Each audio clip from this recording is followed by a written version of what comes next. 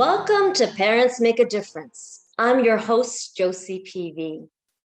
When our kids are small, they have big dreams, but as they get older, they start to lose their childhood dreams due to societal, peer, and family pressures. What is the difference between those that achieve what they want and those that don't? Well, today's guest has definitely had great achievements when it comes to his childhood dreams. If you had the opportunity to hear from someone who was part of the winning Stanley Cup team, not once, but twice, would you want to hear his story and the advice he is giving his kids when it comes to achieving their goals? I certainly would. We have the privilege of listening to someone who has worked for the Los Angeles Kings for 13 years. His last position was assistant general manager, and now he is an NHL analyst commentator for Sportsnet. Yes, that's right. I am excited to welcome my guest, Michael Futa. Thanks, Josie. It's always nice to be able to talk to one of my former Henry Carr alumni, especially obviously you talk about achieving great battles, and what you've overcome is far greater than anything I've done, but congratulations on your strength, and I look forward to talking to you about this. Oh, thank you. For anyone who doesn't know it, he's talking about, Michael's talking about overcoming cancer. Yes, I'm thankful to be here, and I want to get excited about life. I'm passionate. I want these kids to get passionate about life. And I understand, I read somewhere that your parents got to be part of when you guys won the Stanley Cup. Exactly. The first one, my dad was running a university in Kuala Lumpur, Malaysia, so he wasn't there. It was like a retirement gig he had at Sunway College, and my mom and my sister and her husband were kind of following us around. And it's very expensive following around. Like, that means I'm flying them everywhere, and I'm the tickets are I'm paying for their tickets. They were on the ice with me for, I flew them to the game. They watched the game in a private suite with our management and owners, and then they came down to the ice and they were in the parade, and everything about it was like a dream for me to be able to know that my name's on the Stanley Cup twice. I've had 2 days with the Stanley Cup that my daughters, the memories and the pictures and the. Oh, I saw some pictures. It's so cool. Oh. Do you have 3 girls? Yes. 16-year-old and 14-year-old twins. Oh my gosh, really? You got twins? That's a job in itself. I have 5 boys. Wow. We got a few hockey lovers over here, but I was excited to tell them about you. I kept talking about you because I've always believed in the power of the dream. That's pretty much the story. I mean, just keep battling it, and that's the thing. I mean, because it's so easy for people to tell you can't do it, or you're crazy and stuff like that. And then if all that's just noise, you just use that to motivate yourself. I just really quickly, I went to Carr. I ended up getting suspended in my last year as a 20-year-old for a bit of hijinks with the Crusaders at Reston Arena, and I ended up losing a scholarship to Yale. Oh, really? And it was unfortunate, but it was my own doing. It was part of a growth process with regards to living and learning. And fortunately, I ended up going to York, and I was captain of the university team there, and we won a national championship, and I got my teaching degree. My dad was very adamant that this hockey dream that I had, that I made sure that I got a degree to back it up with if it fell flat. And ended up playing professional hockey in Europe, and I was playing in Germany and Denmark with named James Richmond. He was actually another captain from Henry Carr. We were living together and playing against each other over in Europe, and I ended up dislocating my shoulder and coming back. And I thought I was going to go back and continue a playing career. And I got a call from Peter Miller, who was our athletic director at St. Mike at Henry Carr. And he said, "Mike, I want to bring you in and talk to you about something." And I went into Henry Carr, and it was still at the old location. And he said, "I want to bring you down to St. Mike's. They're starting a junior A hockey program, a major junior program." And Father Ted McLean, who was my mentor and my principal at Henry Carr, who was just an incredible man. He was just an incredible role model for me. When he passed away, he was actually killed at the crosswalk just outside of our old high school there in a fatal accident when he was out for a run. And I was devastated at the time. I ended up putting one of my national championship rings in his casket with him. And I knew he always had my back, but to the extent that he had my back, it was unbelievable. So here we are 8 years later, and I'm sitting at St. Mike's, and he had left a note that this Henry Carr alumnus, and he actually, I found out he'd done the same thing for he's an actor now. He was a president of our student council. His name was Enrico Colantoni, I believe his name, and he ended up, he's a major TV star, and Father McLean had done some work to help him as well. And it was basically, if Mike Futa comes back looking for a job, hire him at St. Mike's, because he was a true Henry Carr crusader, and the Basilian Fathers, he'd make them proud. And they brought me in and interviewed me at St. Mike's and hired me to run their hockey program. You were the first coach? I was the assistant coach. I coached the Buzzards, and then they ended up switching to the Ontario Hockey League, which was a completely different animal. And it was an expansion team. And I was hired as assistant coach, and Mark Napier, Stanley Cup champion, was the head coach. And he was moved down, and shortly, at 27 years old, I was named the head coach of the St. Michael's Majors. And we were an expansion team, and we were getting just destroyed every night. So this was like a great experience, but a tough experience for me, and a lot of adversity. And I ended up getting fired, hired by the Oshawa Generals as assistant coach, assistant general manager, where I really had a great opportunity to get involved with the management side.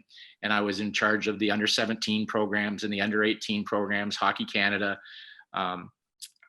Ended up getting offered a position. I was offered some head coaching jobs, and I was like, this was a real point in my career where I had to decide, if you get back into coaching and get fired again, it might be all over. But if somebody has allowed you to run your own program. So I was hired as the general manager for the Owen Sound Attack in the Ontario Hockey League.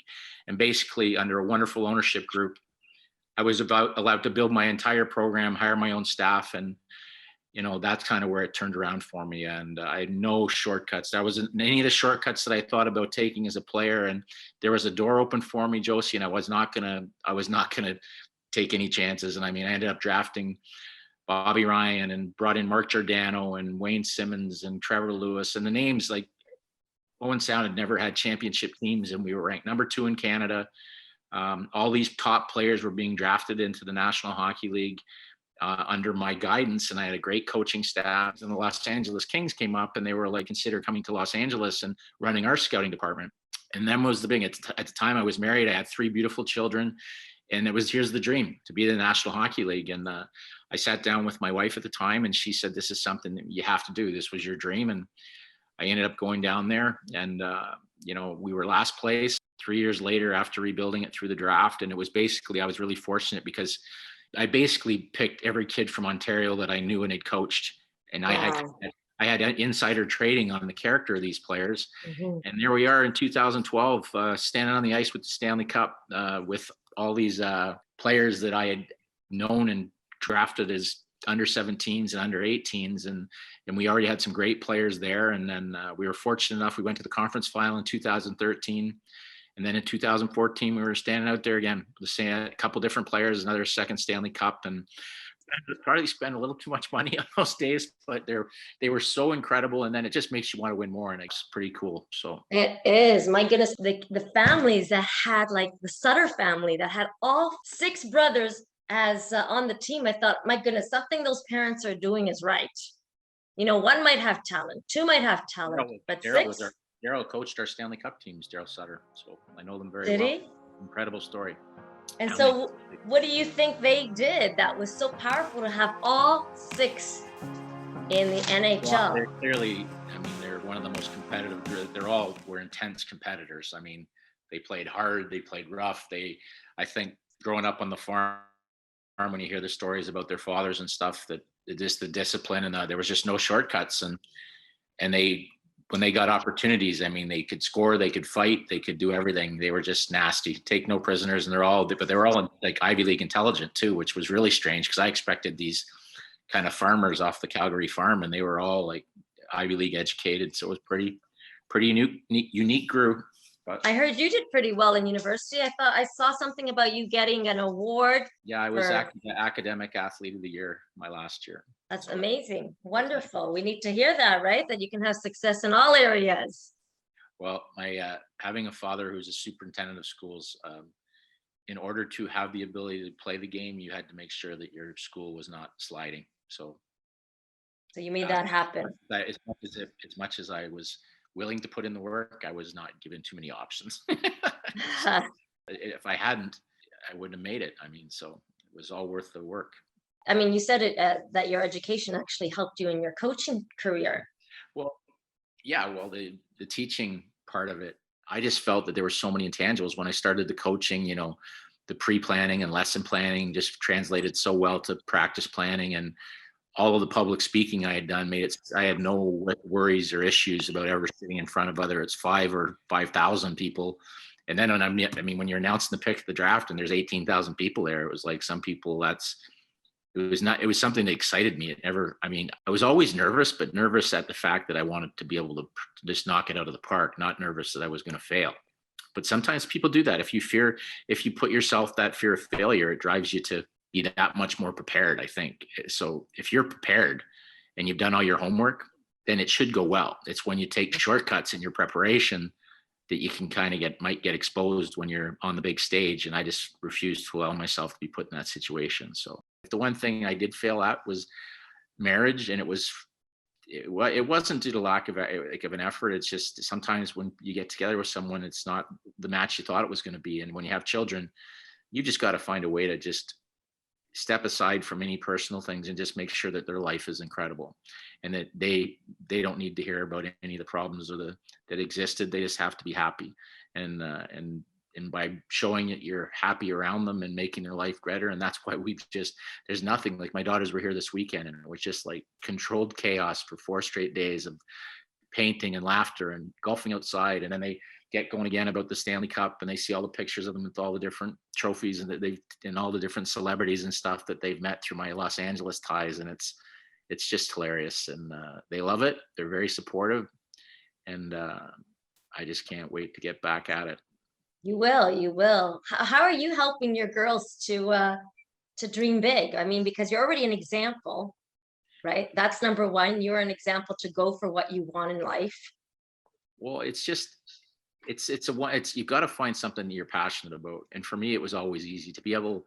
Hockey was everything to me, and to be able to get a job in something that I love that much and to be able to contribute. I mean, even when you think you're having a bad day, you just go, are you kidding me? You're working in the National Hockey League. I mean, like, give your head a shake. Like the trivial things that happen up there, that again, like what you went through, that's real adversity. Okay. A losing streak or something like that is not, it's just putting things in perspective, but having a goal, and not just having a goal and saying, okay, I'm going to get there, but you've got to do all the homework and do all the planning into the steps along the way, or how you're going to get there. And if it goes back again to preparation, and then people are telling you, you can't do that, or only, you had to play in the NHL to work in the NHL. And I'm like, no, you just have to be prepared. You need a break. You need luck. I mean, when I first started out, I always used a financial gauge that as long as I was making more than my teaching salary, then this was worthwhile, right? I wasn't shorting my family, because you also had to have that financial thing in place to know you were going to look after your kids. Absolutely. And your family. And I was fortunate enough that the dream for me just kept increasing and getting better, not only my role, but financially. And again, I just had to pinch myself sometimes when you're sitting up there for all the different times I used to go watch the Toronto Maple Leafs play. And now I'm pulling in on the chartered jet and staying at the Ritz-Carlton to go play against the Toronto Maple Leafs. It's a dream. It's a dream. And now if you go back and look at all the little steps and all the different snowstorms that I drove through, or trips to Moscow to find a player, or the different essays or different things that I never took any shortcuts in the process, it's well worth it when you get to the finish line. But find out, do all the homework on people on how they made it. Again, just don't let anybody ever tell you that you can't do it. Just use that as motivation. This is just a highlight of the full interview, which you can access in the description below. Whatever your child's dream is, you won't want to miss learning from Michael's stories and advice. He is sharing success thinking principles that you can use to help your children achieve their dreams. Parents, you make a difference.